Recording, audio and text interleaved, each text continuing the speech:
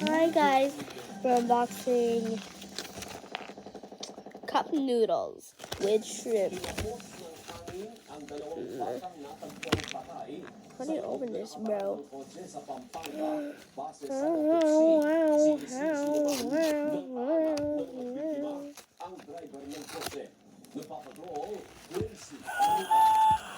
Sabay na pinagdala ngayon sa eskinitang ito sa barangay Marañas, Angeles City, pinananalabi ng magpinsang edad 23 taong gulang. Natagpo ang patay ng dalawang bata sa loob ng isang nakaparadang kotse nitong Biyernes. Hindi ito matanggap ng mga kaanak. Hinihirap po namin yung magkaroon po ng investigasyon ng pagkamatay ng dalawang bata ng mga pamangkin ko.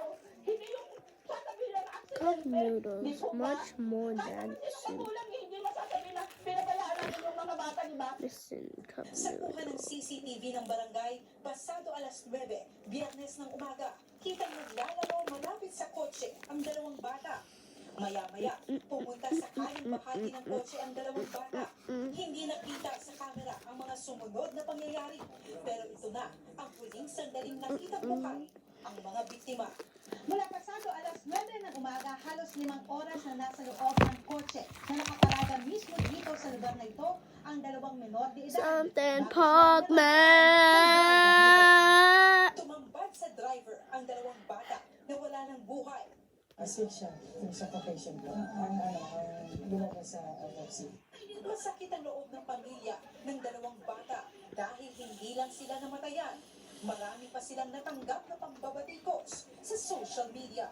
Sinisisi nila ngayon ang driver ng kotse kung bakit nakalimutan itong ilang ng sasakyan. Anak ko lang sa mga bata na maglaro-laro dito dahil. Sounds like a dream. Naakyatan yan dyan. Pero walang nangyayari. Dahil sa kakabayaan nila, lang sasakyan nila ko. Kung naiwan lang lang yung asin, akalaman sa'yo, di ba? Wala sa kanilang bahay ang driver ng kotse, pero ayon sa kanyang ama, nakahanda silang tuwagin ng reklamo ng pamilya ng mga biktima. Wala pong may kagustuhan na mangyari yan. Bala bala bala bala bala Siya bala bala ang sino bala bala dapat bala. managot sa pagkamatay ng dalawang Noodle na tigla, pinuha ni... Grace Rutao, Yan daw gusto niya. ABS-CBN Saan niya kinuha? Doon, no? Di ba kabuhay niyo yun? Oo. Nose? Hihiramin na lang.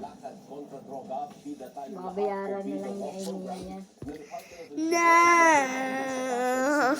Alam mo ba kung kaninong noodle yan? Kay Grandpa. Na pinaunahan ni Interior Secretary Benver Apalos, MMDA Chairman Romando Artes at ilang Metro Mayors at boxing icon at dating Senador Manny Pacquiao.